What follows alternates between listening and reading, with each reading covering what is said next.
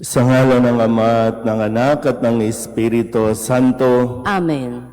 sumainyo ang Panginoon. At sumainyo rin. Tayo po ay nagdiriwang ngayon ng linggo ng Pentecostes. Mga kapatid, aminin natin na ating mga kasalanan upang tayo'y maging marapat gumanap sa banal na pagdiriwang. Inaamin ko sa makapangyarihang Diyos at sa inyo mga kapatid, na lubha akong nagkasala sa isip, sa salita at sa gawa, at sa aking pagkukulang. Kaya isinasamo ko sa mahal na Birheng Maria, sa lahat ng mga anghel at mga banal, at sa inyo mga kapatid, na ako'y panalangin sa Panginoong ating Diyos. Kaawaan tayo na makapangyarihang Diyos, patawarin tayo sa ating mga kasalanan at patnubayan tayo sa buhay na walang hanggan. Amen. Panginoon, kaawaan mo kami. Panginoon, kaawaan mo kami. Kristo, kaawaan mo kami. Kristo, kaawaan mo kami. Panginoon, kaawaan mo kami. Panginoon, kaawaan mo kami.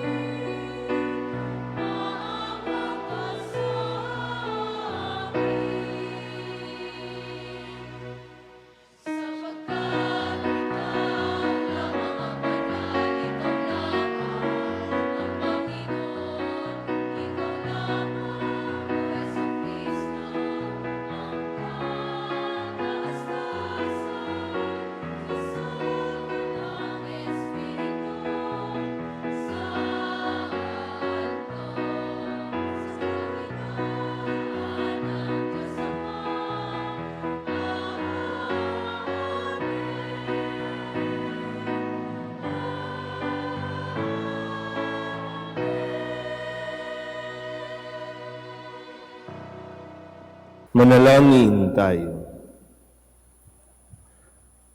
Ama naming makapangyarihan, pinabanal mo ang iyong pandaigdig na sambayanan sa ipinahayag mo ngayon sa dakilang kapistahan. Gawin mong ang buong daigdig ay mapuspos ng ganap sa mga kaloob ng Espiritu Santong bigay mo sa lahat para puspusin ang kalooban ng tanan noong ang mabuting balita ay simulang ipangaral sa pamamagitan ni Jesucristo kasama ng Espiritu Santo magpasawalang hanggan. Amen. Lumapag ang Espiritu Santo sa bawat apostol sa anyo ng dila ng apoy. Ito ang hudyat ng pagsilang ng bagong bayan ng Diyos. Pagbasa mula sa mga gawa ng mga apostol. Nang sumapit ang araw ng Pentecostes, nagkatipon silang lahat sa isang lugar. At biglang narinig ang isang ugong mula sa langit. Animoy hagunot ng malakas na hangin. At napuno nito ang bahay na kinaroroonan nila. May nakita silang wari mga dilang apoy na lumapag sa bawat isa sa kanila.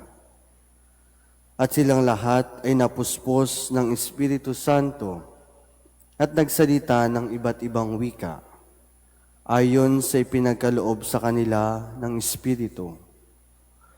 May mga Hudyong buhat sa iba't ibang bansa na naninirahan noon sa Jerusalem, mga taong palasamba sa Diyos. Nang marinig ang mga ugong na ito, nagdatingan ang maraming tao. Namangha silang sapagkat sinasalita ng mga alagad ang mga wika nila. Sa kanilang pagtataka ay kanilang nasabi, "Hindi ba Galileo silang lahat? Bakit ang ating katutubong wika ang naririnig natin sa kanila? Tayo'y mga taga-Parsia, mga taga-Media, mga taga-Elam, mga naninirahan sa Mesopotamia, sa Judea at sa Cappadocia, sa Ponto at sa Asia. Mayroon pa sa ating taga-Phrygia at Pamphylia, Ehipto at sa mga saklaw ng Libya na sakop ng Cyrene, mga nakikipagnirahan mula sa Roma, mga maging Hudyo at mga naakit sa Judaismo. May mga taga-Kreta at Arabia pa rito. Paano sila nakapagsasalita sa ating wika tungkol sa mga kahangahangang gawa ng Diyos?" Ang salita ng Diyos. Salamat sa Diyos.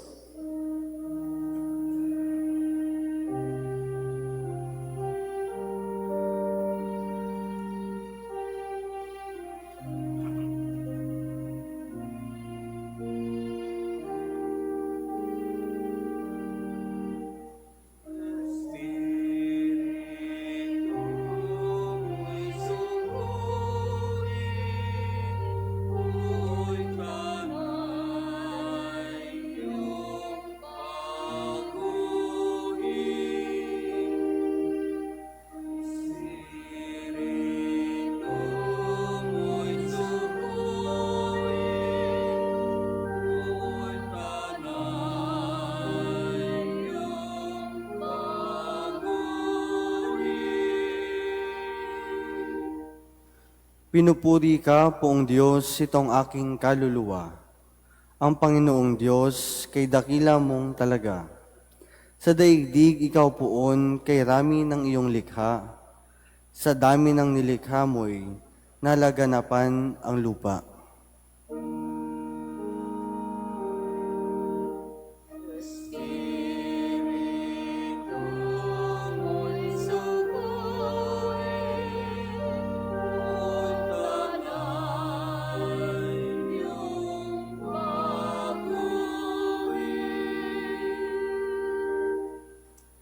Natatakot mga matay kung kitilin mo ang hininga.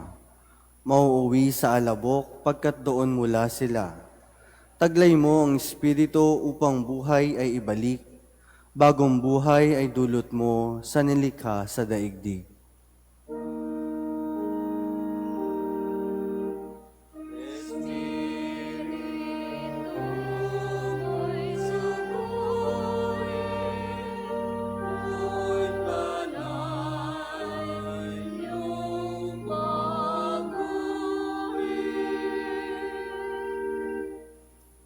Sana ang iyong karangalay manatili kailanman.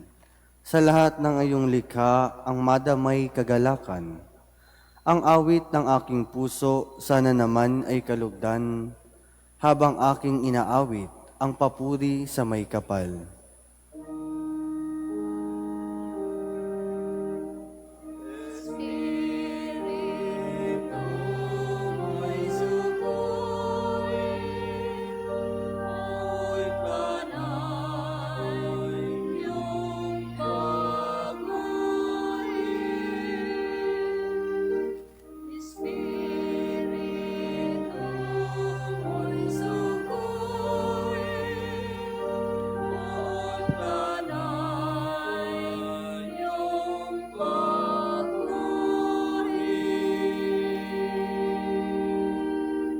Ang Espiritu ang siyang nagbubunsod upang ang lahat ay mapag-isa. Ang kanyang mga handog ay hindi dapat na magdulot ng pagkakahiwa-hiwalay, kundi pagkakaisa at kapayapaan sa mga pamayanan. Pagbasa mula sa unang sulat ni Apostol San Pablo sa mga taga-Korinto. Mga kapatid, hindi masasabi ni numan, Panginoon si Jesus, kung hindi siya pinapatnubayan ng Espiritu Santo. Iba't iba ang kaloob, ngunit iisa lamang ang Espiritong nagkakaloob ng mga ito. Iba't ibang paraan ng paglilingkod, ngunit iisa lamang ang Panginoong pinaglilingkuran. Iba't iba ang mga gawain, ngunit iisa lamang ang Diyos na sumasalahat ng taong gumagawa ng mga iyon. Ang bawat isa'y binigyan ng kaloob na nagkahayag na sumasa kanya ang Espiritu para sa ikabubuti ng lahat. Sapagkat si Kristo'y tulad ng isang katawan na may maraming bahagi, bagamat binubuo ng iba't ibang bahagi, iisa pa ring katawan. Tayong lahat, maging Hudyo o Grego, alipin man o malaya, ay bininyagan sa iisang Espiritu upang maging isang katawan. Tayong lahat ay pinainom sa isang Espiritu. Ang salita ng Diyos. Salamat sa Diyos. Halina, Espiritu, sa sinag buhat sa iyo, kami liwanagan mo. Ama ng maralita, dulot mo'y pagpapala upang kami magkusa. Kaibigat patnubay, sa amin mananahan ang tamis ng iyong buhay. Ginhawang ninanais, lilim namin sa init, kapiling bawat saglit. Lubhang banal na ilaw, kami iyong silayan, ngayon at araw-araw. Kapag di ka nanahan, ay walang kaganapan, ang buhay namit dangal. Marumi palinisin, lantay panaririwain, sakit nami gamutin. Kami gawing matapat, sa pag-ibig maalab, lagi sa tamang landas.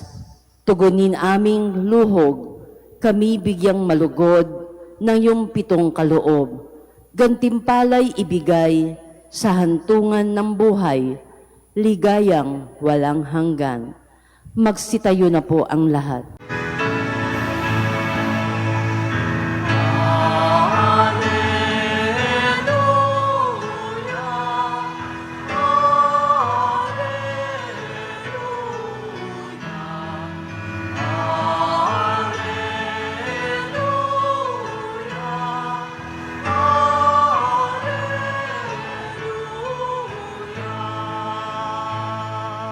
Espiritong aming tanglaw, kami iyong liwanagan sa ningas ng pagmamahal.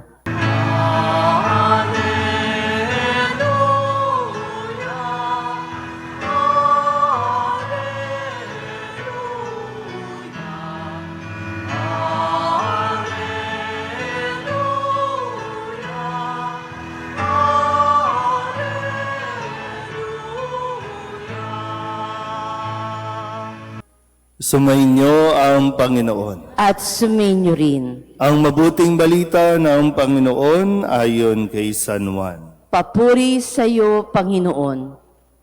Kinagabihan ng linggo ding iyon, ang mga alagad ay nagkakatipon. Nakapinit ang mga pinto ng bahay na kanilang pinagtitipunan dahil sa takot nila sa mga Hudyo. Dumating si Jesus at tumayo sa gitna nila. Sumainyo ang kapayapaan, sabi niya. Pagkasabi nito, ipinakita niya ang kanyang mga kamay at ang kanyang tagiliran. Tuwang-tuwa ang mga alagad nang makita ang Panginoon. Sinabi na naman ni Jesus, sumainyo ang kapayapaan. Kung paanong sinugo ako ng Ama, gayon din naman sinusugo ko kayo. Pagkatapos, sila'y hiningahan niya at sinabi, tanggapin ninyo ang Espiritu Santo. Ang patawarin ninyo sa kanilang mga kasalanan ay pinatawad na nga. Ang hindi ninyo patawarin ay hindi nga pinatawad. Ang mabuting balita ng Panginoon. Pinupuri ka namin, Panginoong Heso Kristo. Isang magandang umaga po sa inyong lahat. Ngayon po ay ang pagdiriwang natin ng linggo ng Pentecostes. Sabihin niyo nga po, Pentecostes. Ito rin po ay itinuturing ng ating simbahan ng kapanganakan ng simbahan dahil ito ang hudyan at pagsisimula din ng pagpapahayag ng mabuting balita na iniata sa mga alagad noong si Kristo bago pa man siya tuluyang umakyat sa langit na siyang ating ipinagdiwang nung nakalipas na linggo. At kung tutusin, ito na rin po ang huling araw o huling linggo sa tinatawag nating panahon ng Pasko ng muling pagkabuhay. Bukas, magsisimula na tayo o ipagpapatuloy na natin ang tinatawag nating mga karaniwang panahon. Nasimulan na ito, nag-break lang para sa pagpasok ng Kwaresma at ng Pasko ng pagkabuhay o Easter. So bukas ay pagsisimula ng mga karaniwang panahon. At nararapat lamang na sa ganitong pagdiriwang o konteksto, dahil tayo po lahat ay muli pinapaalalahanan na mayroon tayong misyon katulad ng mga alagad, mayroon tayong bahagi sa misyon ng pagpapalaganap ng mabuting balita.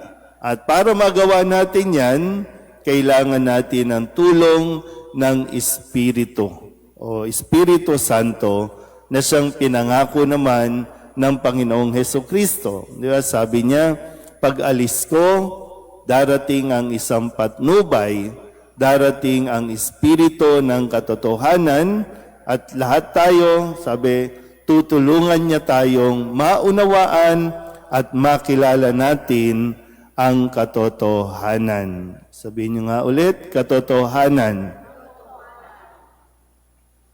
Kung ang Diyos Ama sa ating pong Biblia, no, kung nagbabasa po kayo sa Lumang Tipan, ang Diyos Ama ay nakikipag-usap. So naririnig minsan sa pamamagitan ng apoy, sa pamamagitan ng hangin, pero mayroong mga panahon na siya mismo ay nakikipag-usap sa mga tao na kanyang pinili para pangunahan ang kanyang bayan. So nakakausap, naririnig. Nang dumating ang Diyos Ama, ang anak, nakita, nakasalamuha, nakasamang kumain, nakita natin ang mukha ng Diyos o nakita ng mga tao, hindi man sa panahon natin. No? At sa Espiritu Santo, hindi natin ito nakikita, hindi rin natin ito naririnig.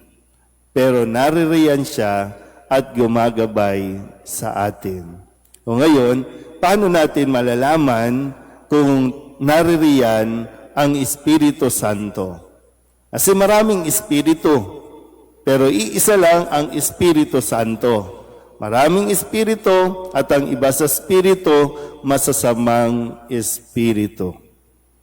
Kaya ngayon, base sa mga pagbasang ating narinig, so paano natin malalaman na tayo po ay nagpapagabay sa Espiritu Santo? Kasi sabi nga, no, i-invoke natin, hihingin natin, kakausapin natin, sumaamin ka nawa, so bumaba ka sa amin, banal na Espiritu.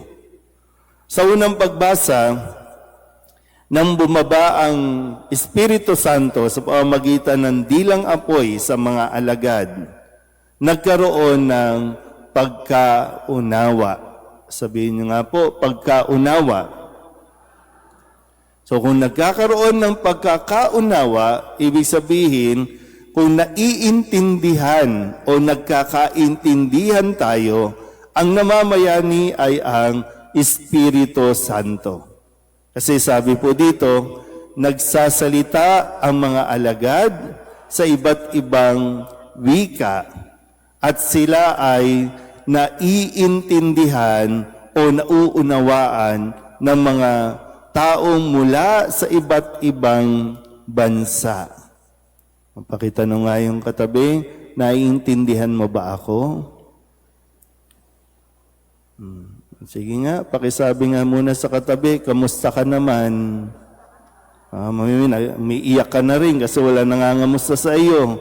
No, kasi wala nakakaintindi. Hindi nga kasi naiintindihan unang-una. Diba? Kung ano yung konteksto ng sinabi.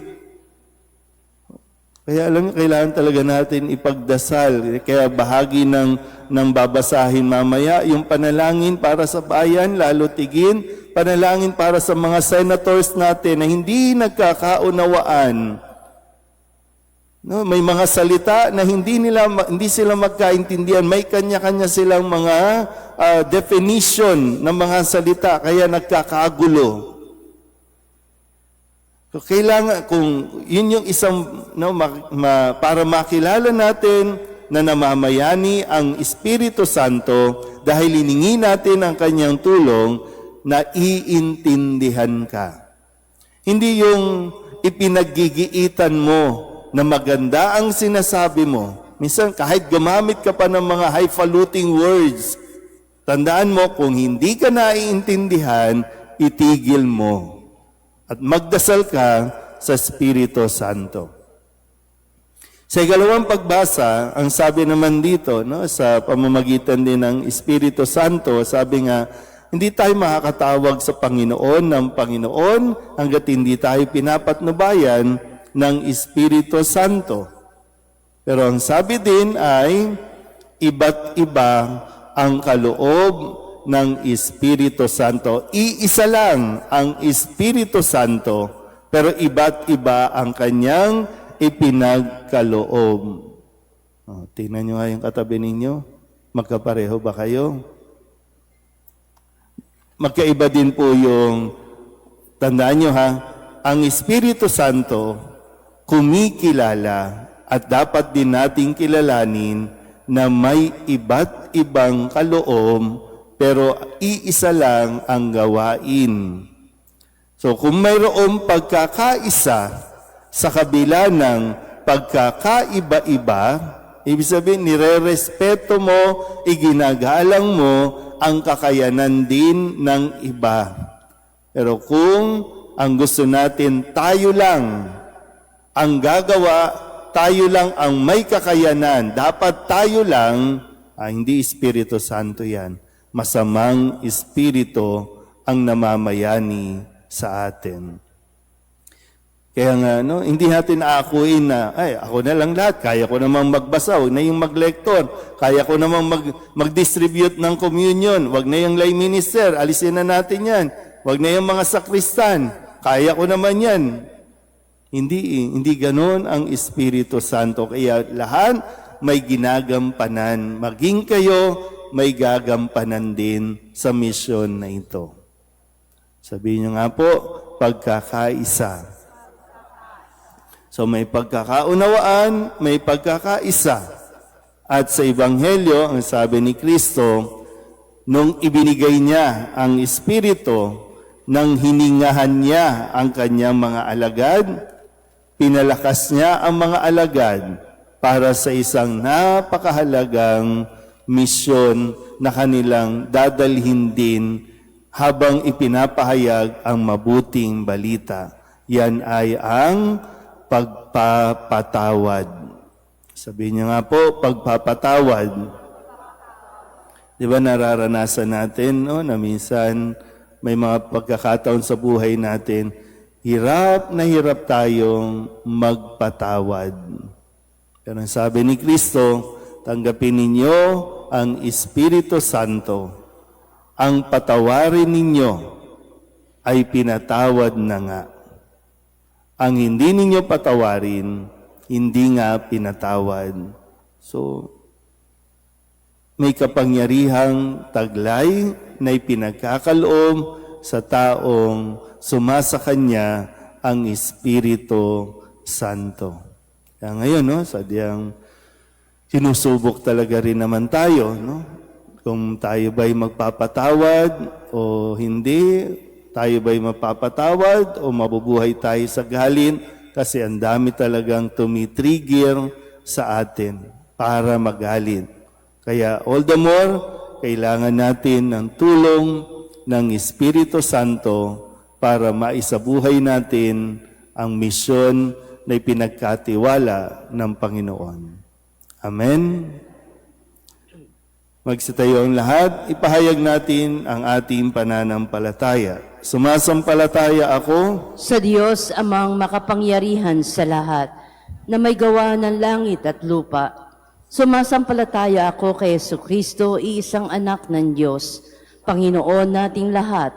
Nagkatawan tao siya, lalang ng Espiritu Santo, ipinanganak ni Santa Maria ang Birhen, pinagpakasakit ni Poncio Pilato, ipinako sa krus, namatay, inilibing, nanaog sa kinaroroonan ng mga yumao, na may 3 araw na buhay na maguli, umakyat sa langit, naluklok sa kanan ng Diyos amang makapangyarihan sa lahat. Doon magmumula paririto at hukom sa nangabubuhay at nangamamatay na tao. Sumasampalataya naman ako sa Diyos Espiritu Santo, sa banal na simbahang katolika, sa kasamahan ng mga banal, sa kapatawaran ng mga kasalanan, sa pagkabuhay na muli ng nangamatay na tao, at sa buhay na walang hanggan. Amen.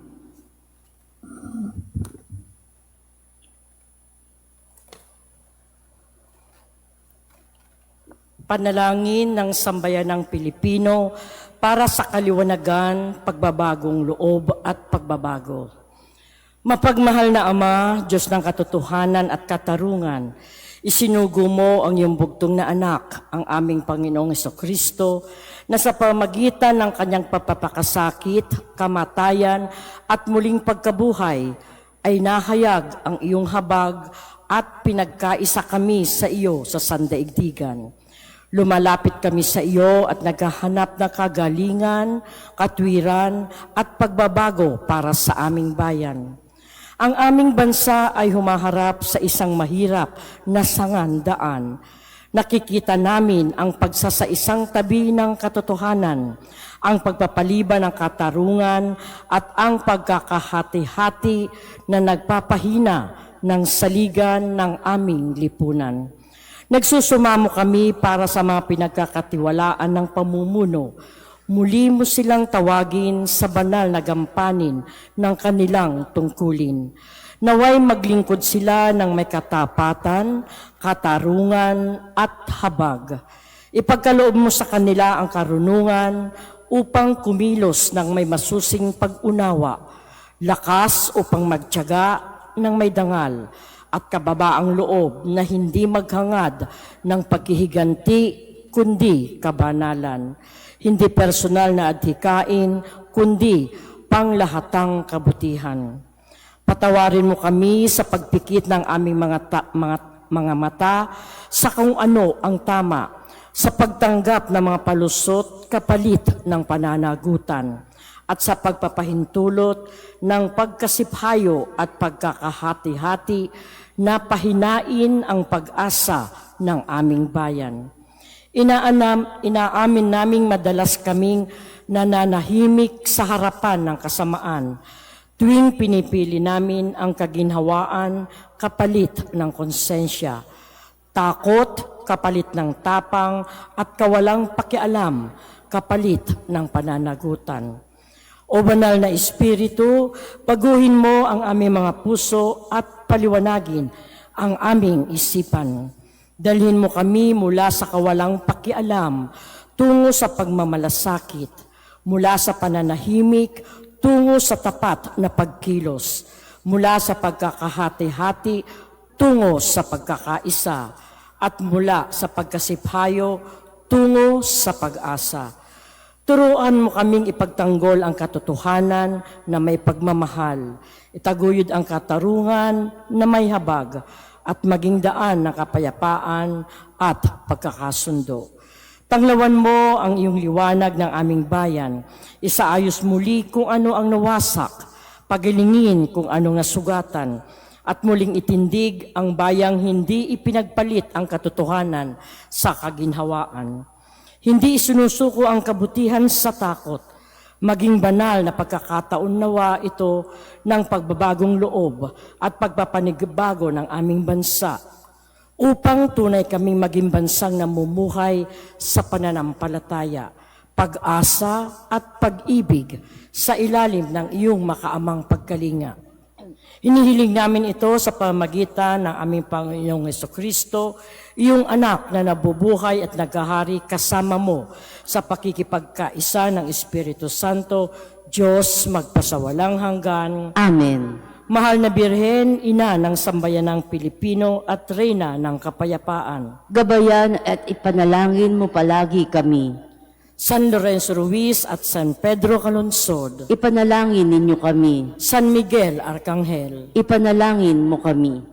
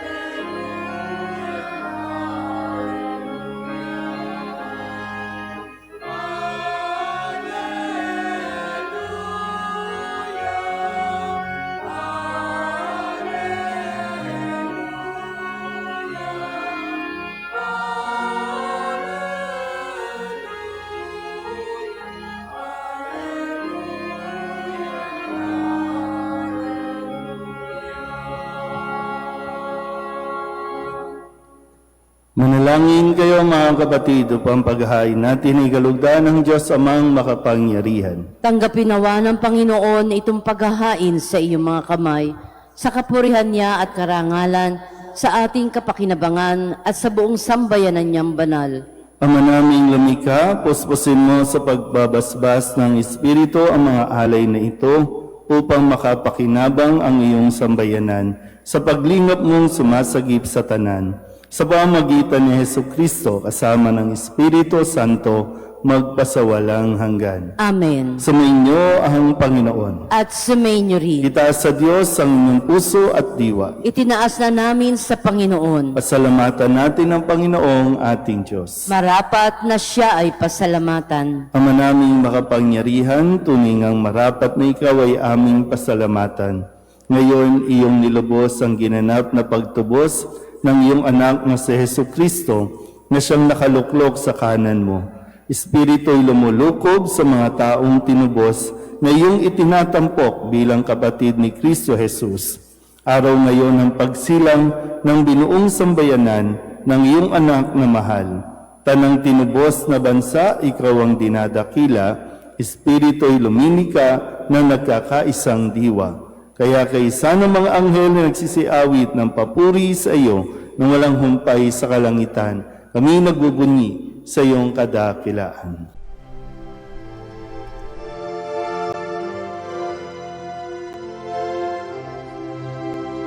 Santo, Santo, Santo, Panginoong Diyos makapangyarihan, napupuno ang langit at lupa ng kalwalhatian mo. Hosana sa kaitaasan,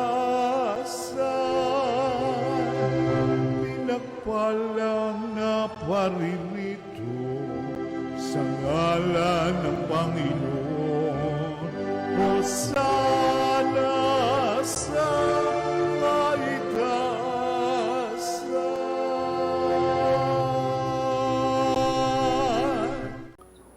Ama naming banal, ikaw ang bukal ng tanang kabanalan. Kaya't sa pamamagitan ng iyong Espiritu, gawin mong banal ang kaloob na ito upang para sa aming maging katawan at dugo ng aming Panginoong Heso Kristo. Bago niya pinagtiis ang kusang loob na maging handog, inawakan niya ang tinapay, inasalamatan kaniya, pinaghati-hati niya iyon, iniabot sa kanyang mga alagad at sinabi, "Tanggapin ninyong lahat ito at kanin, ito ang aking katawan na iahandog para sa inyo."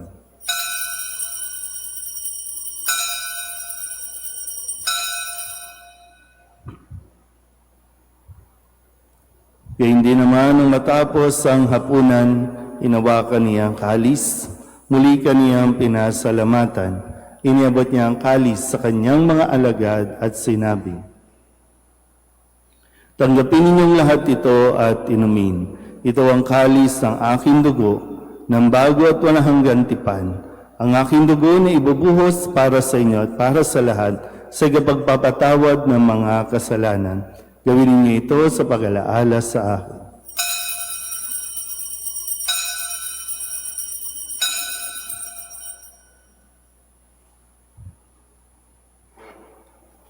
Ipagbunyi natin ang misteryo ng pananampalataya.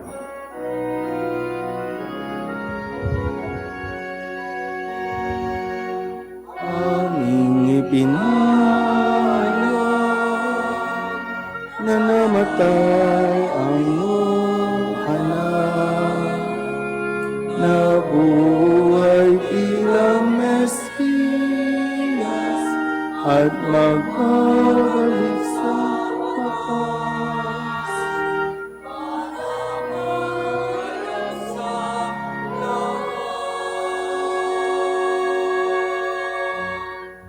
Ama, ginagawa namin ngayon ang pag-alaala sa pagkamatay at muling pagkabuhay ng iyong anak, kaya't iniaalay namin sa iyo ang tinapay na nagbibigay buhay at ang kalis na nagkakaloob ng kaligtasan. Kami napapasalamat dahil kami iyong minarapat na tumayo sa harap mo para maglingkod sa iyo. Isinasamo namin kami magsasalo-salo sa katawan at dugo ni Kristo ay mabuklod sa pagkakaisa sa pamamagitan ng Espiritu Santo. Ama, lingapin mo ang iyong simbahang laganap sa buong daigdig. Puspusin mo kami sa pag-ibig kay San Leo na aming Papa at ni Jose na aming Obispo at ng Tanang Kaparian. Alalahanin mo rin ang mga kapatid naming nahimlay na may pag-asang sila'y muling mabubuhay, gayon din ang lahat ng mga pumanaw. Kawaan mo sila at patuloyin sa iyong kaliwanagan. Kawaan mo at pagindapating kaming lahat na makasalo sa iyong buhay na walang wakas. Kaysa ng mahal na Birheng Maria, na Ina ng Diyos, ng kabiyak ng puso niyang si San Jose, kaysa ng mga apostol at ng lahat ng mga banal na namuhay dito sa daigdig ng kalugod-lugod sa iyo, may pagdiwan nawa namin ang papupuri sa ikararangal mo sa pamamagitan ng iyong anak na aming Panginoong Heso Kristo. Sa pamamagitan ni Kristo, kasama niya at sa Kanya, ang lahat ng parangal at papuri ay sa iyo, Diyos Amang makapangyarihan, kasama ng Espiritu Santo, magpasawalang hanggan.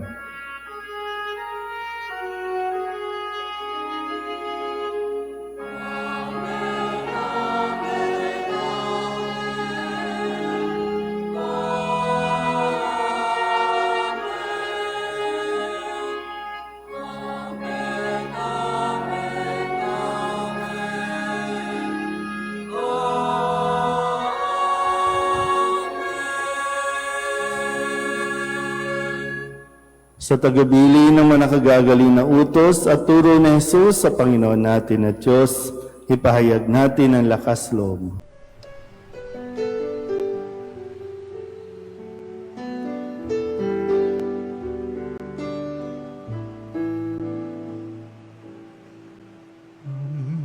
namin sumasalang ka, sambahin ang ngalan mo, mapasamin ang kaharian mo, sundin ang loob mo dito sa lupa para nang sa langit. Bigyan mo po kami ngayon ng aming kakanin sa araw-araw at patawarin mo kami sa aming mga sala para ng pagpapatawan namin sa nagkakasala sa amin. At huwag mo kaming ipagdulot sa tukso, at yadya mo kami sa lahat ng masama. Hinihiling namin kami iadya sa lahat ng masama, pagkalooban ng kapayapaan araw-araw, iligtas sa kasalanan at ilayo sa lahat ng kapahamakan, samantalang aming pinananabikan ang dakilang araw ng pagpapahayag ng tagapagligtas namin sa Heso Kristo. Sapagkat iyo ang kaharian at ang kapangyarihan at ang kapurihan magpakailanman. Amen. Panginoong Heso Kristo, sinabi mo sa iyong mga apostol, kapayapaan ang iniiwan ko sa inyo, ang aking kapayapaan ang binibigay ko sa inyo. Tunghayan mo ang aming pananampalataya at huwag ang aming mga pagkakasala. Pagkalooban mo kami ng kapayapaan at pagkakaisa ayon sa iyong kalooban, kasama ng Espiritu Santo, magpasawalang hanggan. Amen. Ang kapayapaan ng Panginoon ay laging sumainyo. At sumainyo rin. Magbigayan tayo ng kapayapaan sa isa't isa.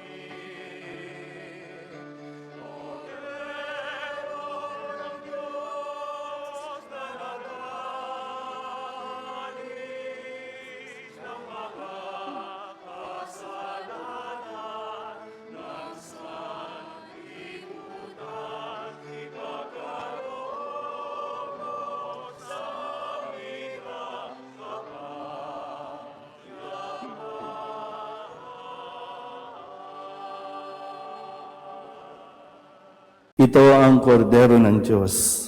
Ito ang nag-aalis ng kasalanan ng sanlibutan.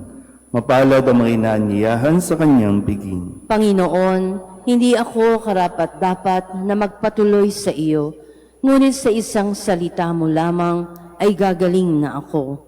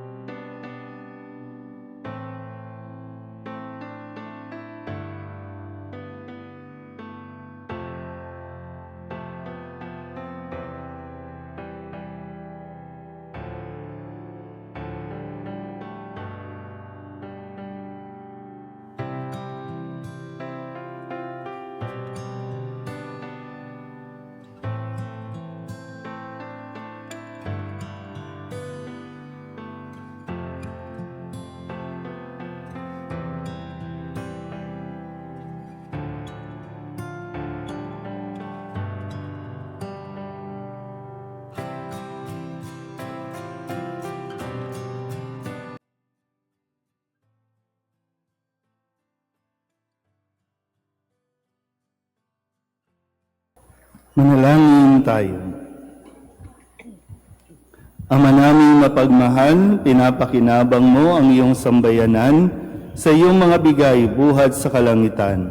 Ang iyong pagpapalang kaloob sa amin ay iyong panatilihin upang laging masaganang dumaloy ang Espiritu Santo at ang aming pinagsaluhan sa pagdiriwang na ito ay magdulot ng pag-unlad sa pamamagitan ni Jesucristo magpasawalang hanggan. Amen.